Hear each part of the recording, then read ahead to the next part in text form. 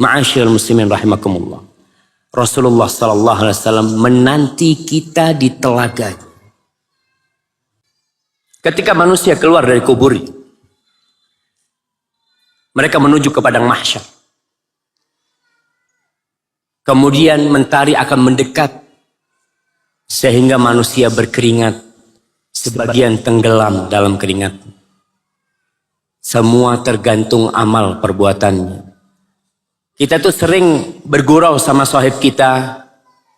Kadangkala kita keluar, sandal kita nggak hilang. Sandal sahib hilang.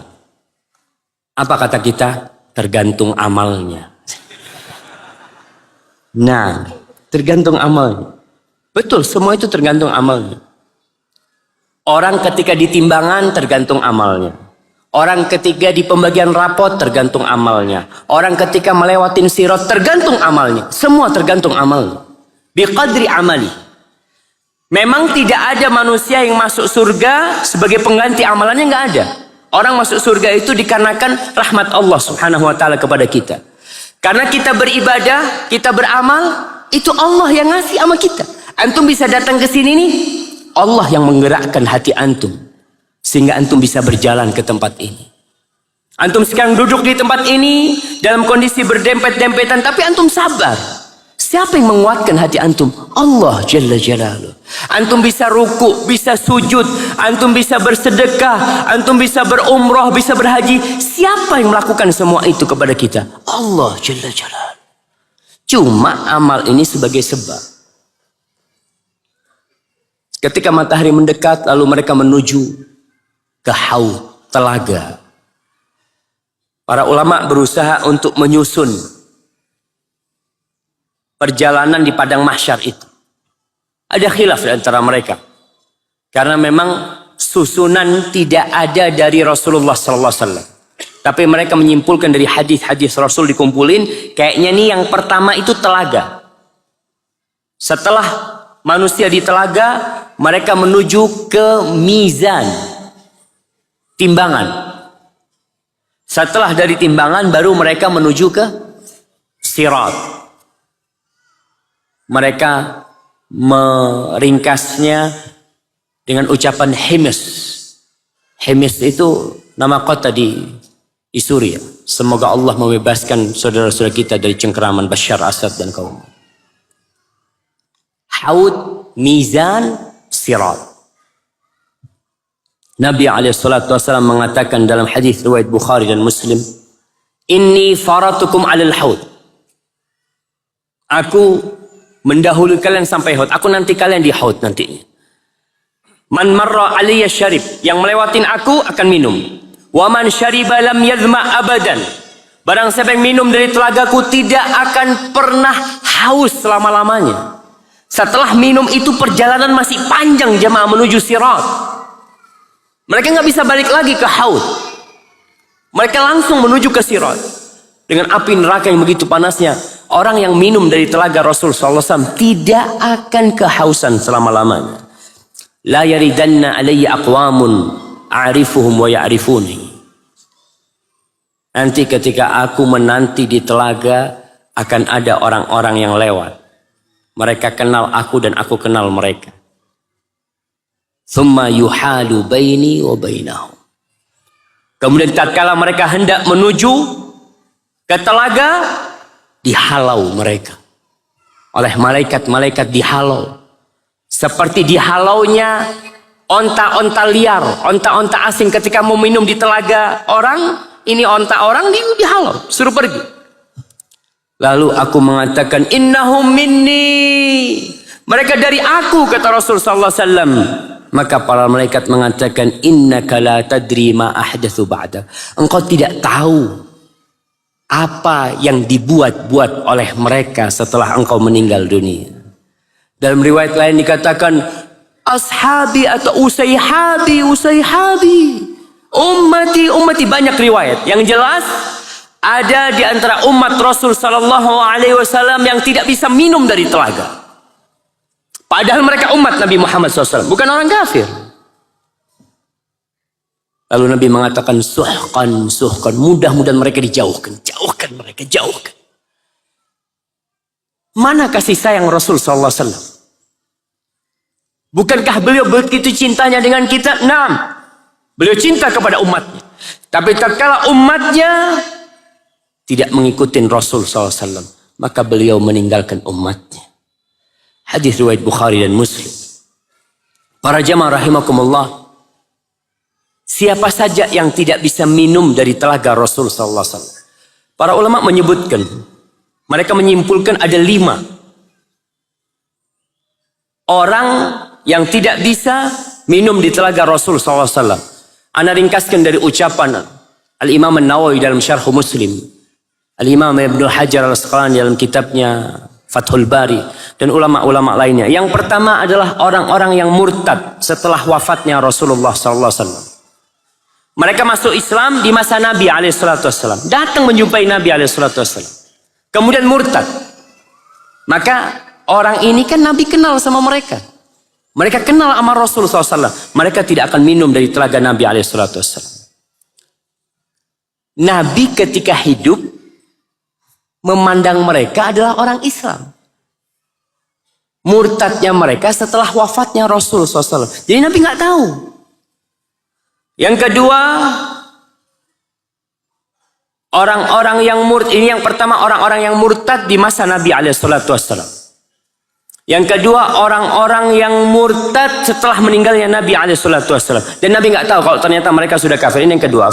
Yang ketiga, orang-orang munafik. Orang-orang munafik. Jamaah, kira-kira di masjid kita ada orang munafik enggak?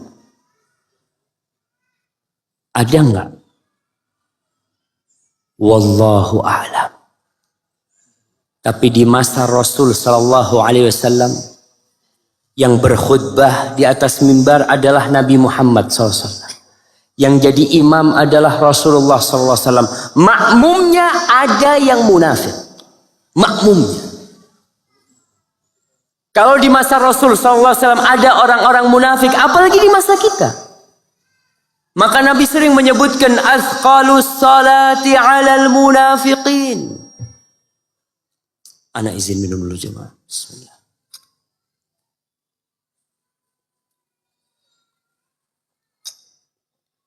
Alhamdulillah.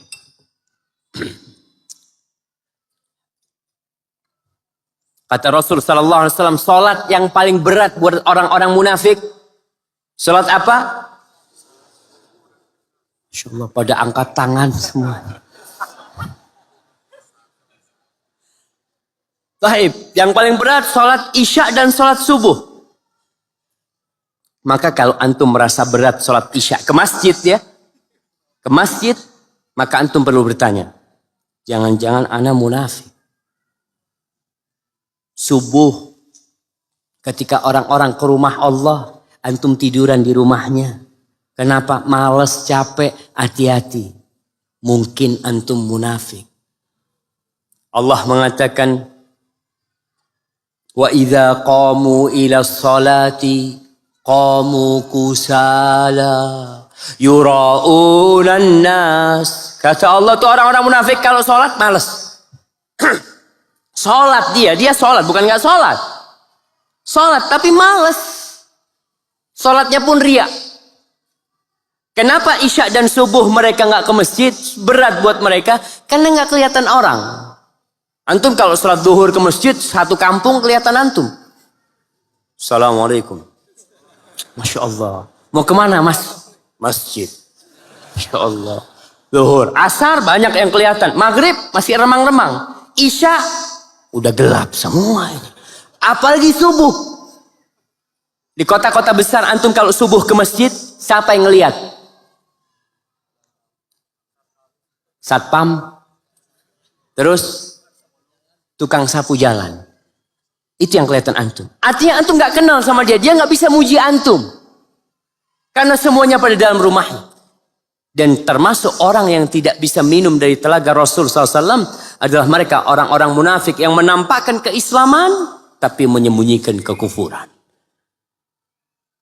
Dan tanda-tanda munafik itu banyak sekali.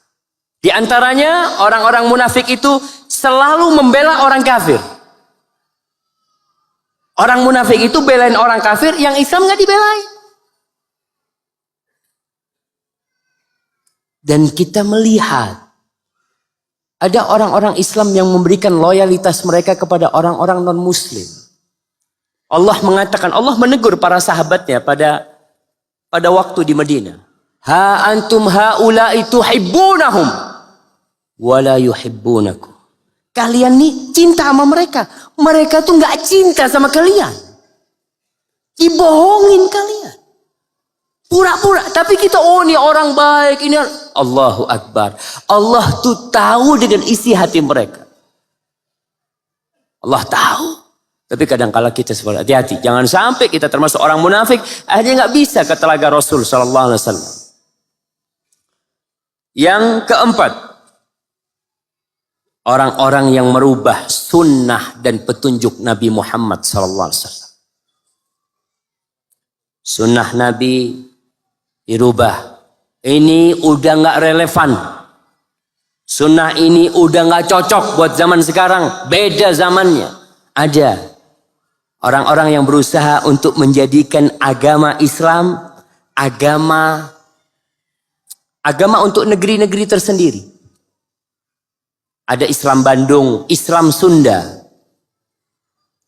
ada Islam Jawa, ada Islam Madura, ada Islam Bugis, ada Islam Papua, ada Islam Minang, ada Islam Melayu, ada Islam macam-macam. Kenapa ada yang melakukan itu? Karena mereka tahu kalau umat Islam ini Islamnya satu, maka akan tercipta kekuatan yang tidak terbendung. Orang-orang kafir tahu. Salah satu yang menyebabkan kehancuran Islam, antum tahu yang namanya Khilafah Utsmaniyah di Turki. Salah satu penyebab runtuhnya Islam Turki. Dimunculkan oleh orang-orang kafir kebencian kepada Arab. Ingat, kita ini Turki. Sehingga muncul nasionalisme Turki. Kebencian kepada semua yang datang dari Arab. Semuanya jadi benci. Sampai mereka rubah azan jamaah. Bayangkan. Ketika Kamal, Mustafa Kamal, dia menjadi pemimpin, yang pertama dia lakukan menghapus bahasa Arab. Yang kedua, kalender Hijriah ditiadakan. Libur Jumat dihapus. Kemudian azan berbahasa Turki. Sampai dikatakan hampir 15 tahun. Itu kebencian kepada Arab. Orang kalau udah benci kepada Arab, benci kepada Rasul SAW. Karena Nabi-nya orang Arab. Nabi-nya orang, Qur'annya bahasa Arab. Maka kita harus paham nih. Ada orang-orang yang ingin merubah Islam. Petunjuk-petunjuk Nabi mulai diabaikan. Mereka masukkan unsur-unsur yang bukan dari Islam untuk merubah agama. Ada lagi unsur-unsur kearifan lokal yang dikatakan dimasukkan ke dalam agama. Kita sungguh bersedih tatkala melihat saudara-saudara kita kaum muslimin mengantarkan kepala kerbau ke laut. Muslim pakai peci putih, pakai baju koko. Wanita yang mengiring juga pada pakai jilbab, mengantarkan kepala kerbau ke laut, dilemparkan. Untuk apa? Ini kan budaya. Mereka melemparkan kepala kerbau untuk selain Allah Subhanahu wa Ta'ala. Tapi dibungkus dengan Islam. Dirubah petunjuk Nabi Muhammad SAW. Ajaran-ajaran Nabi. Ya gimana mereka ajaran Nabi nggak tahu. Mereka lebih berat kepada dunia mereka daripada ajaran Rasul SAW. Sunnah-sunnah Nabi ditinggalkan. Kita lihat Syiah Rafidhah. Kita lihat orang-orang Khawarij. Yang mereka membunuh sana, membunuh sini. Jadi Khawarij jamaah itu orang ahli ibadah. Jangan dipikirkan kalau orang ahli ibadah itu benar, belum tentu. Oleh karena itu di antara doa yang dipanjatkan oleh Rasul sallallahu alaihi wasallam, beliau mengatakan, Wa as'alukal azimata 'ala rusyd. Ya Allah, aku memohon kepadamu semangat dan tekad yang kuat di atas kebenaran. Karena ada orang yang bersemangat tapi salah. Semangat dia untuk melakukan hal itu. Seperti itu terjadi dengan orang-orang Khawarij. Bagaimana orang-orang Khawarij itu sholatnya? Jangan ditanya. Kalah sholatnya para sahabat dibandingkan dengan sholatnya orang Khawarij, jauh lebih bagus sholatnya orang Khawarij. Bacaan mereka panjang, puasa mereka baca Quran cuma gak sampai kepada hati mereka, sampai ke kerongkongannya. Karena mereka beragama tidak mengikuti sunnah Rasulullah, tidak mengikuti petunjuk Nabi SAW. Orang-orang yang mungkin melakukan teror sana teror sini, kita sungguh bersedih. Umat Islam ini dirusak dari luar dan dari dalam.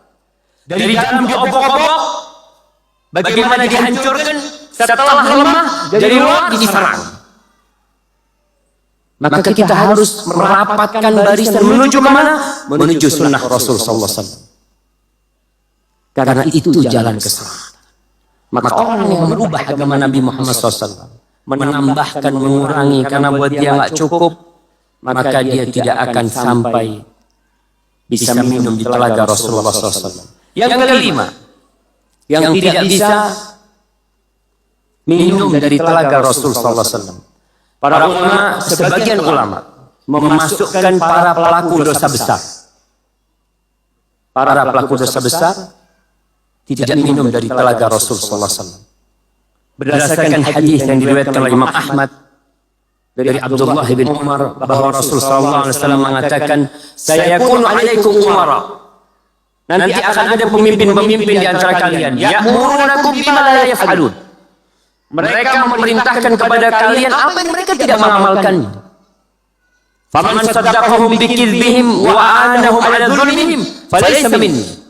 Barang siapa yang percaya sama kebohongan mereka, kebohongan pemimpin-pemimpin ini, dan membantu kezaliman mereka, maka orang ini falaysa minni, bukan dari golonganku, walastu minhu, dan aku bukan dari golongan dia. Wala yarida alayya haud, dan dia tidak akan minum, tidak akan datang untuk minum di telagaku, kata Rasul SAW. Maka ini adalah orang-orang yang tidak minum dari telaga Rasulullah SAW. Ma'asyil muslimin, mudah-mudahan kita bukan orang-orang yang murtad. Mudah-mudahan kita bukan orang-orang munafik. Mudah-mudahan kita bukan orang-orang pelaku dosa besar. Mudah-mudahan kita orang-orang yang menegakkan sunnah Rasul SAW.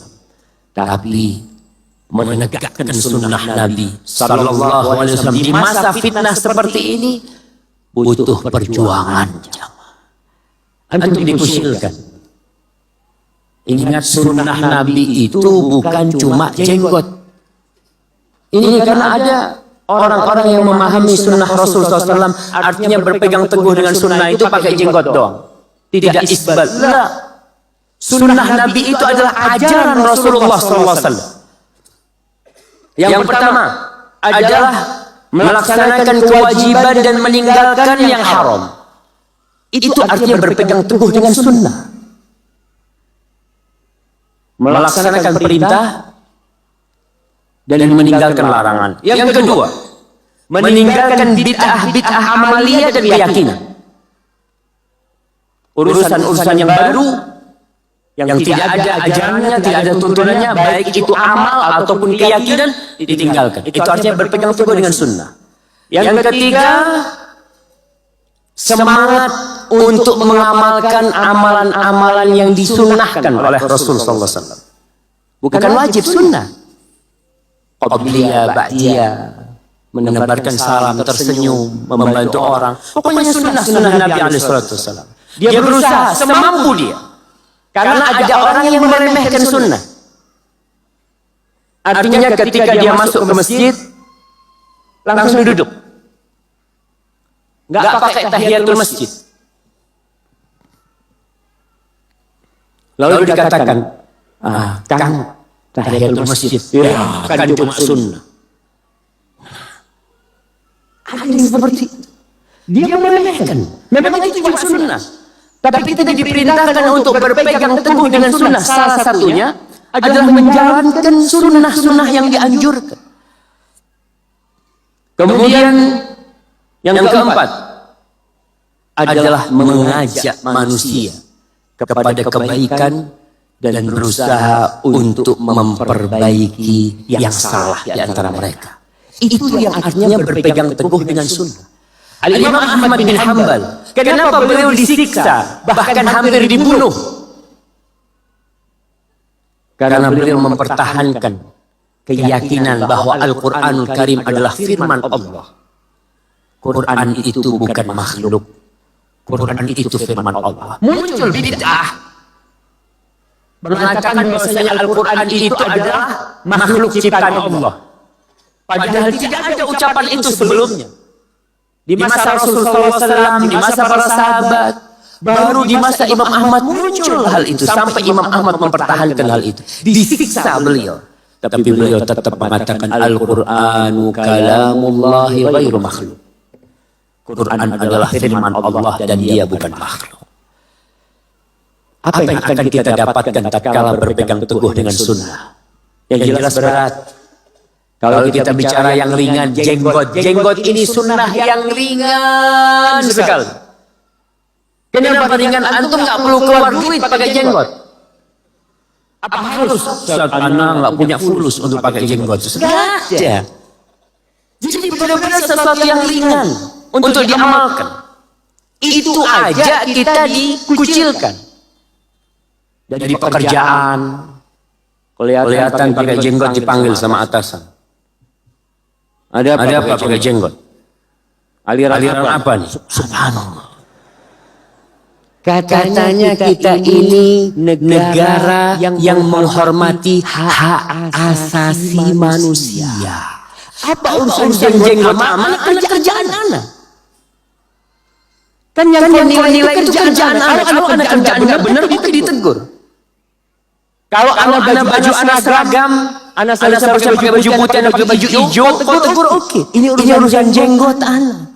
Mungkin ada orang kenapa alismu kok nyambung? Apa urusanmu alis itu nyambung, enggak nyambung? Semua kebohongan. Mereka yang berbicara tentang HAM, bohong. Kalau sudah berkaitan dengan umat Islam, nggak ada. Nggak ada. Tapi kalau dengan Muslim, HAM. Kenapa? Itulah yang Allah firmankan. Orang-orang Yahudi dan Nasrani tidak akan pernah ridho sampai kalian ikut agama mereka. Kita semua sedang digiring menuju ke sana. Malam ini kita akan melihat umat Islam digiring menuju ke sana. Nggak peduli sama Islam. Nggak peduli sama sunnah Rasulullah SAW. Kita harus berjuang. Tapi perjuangan itu akan terasa ringan. Kalau antum tahu apa yang akan antum dapatkan. Umpamanya nih. Antum duduk kayak gini sambil kakinya ke atas dipegang karena sempit. Tapi kalau antum tahu setiap orang yang pulang nanti akan diampuni dosanya oleh Allah Subhanahu wa taala. Antum akan tenang. Malaikat itu datang ke majelis ilmu untuk menjadi saksi. Dan mereka yang datang di majelis ilmu akan dikatakan kepada mereka, kalian bangun semua. Sudah diampuni dosa kalian. Sampai tatkala Allah mengampuni hamba-hamba yang datang ke majelis ilmu, Allah mengatakan kepada para malaikatnya, "Ushidukum anni ghafartu lahum." Aku jadikan kalian saksi, aku sudah ampuni semua mereka yang datang ke majelis ilmu. Para malaikat bertanya, "Ya Allah, itu ada satu orang yang dia sebenarnya nggak ikut kajian, cuma mampir doang. Kan ada orang yang kadang-kala lewat, ada apa rame-rame nih?" Iya. Dia kemudian duduk. Sebenarnya nggak ada niat ikut kajian, nggak ada. Dia duduk. Yang itu pun diampuni dosa. Mereka adalah suatu tatanan masyarakat satu kelompok yang tidak akan sengsara orang yang duduk bersama mereka. Maka kita siap duduk seperti ini dengan harapan, ya Allah, mudah-mudahan keluar dari sini dosa-dosa sudah diampuni. Amin.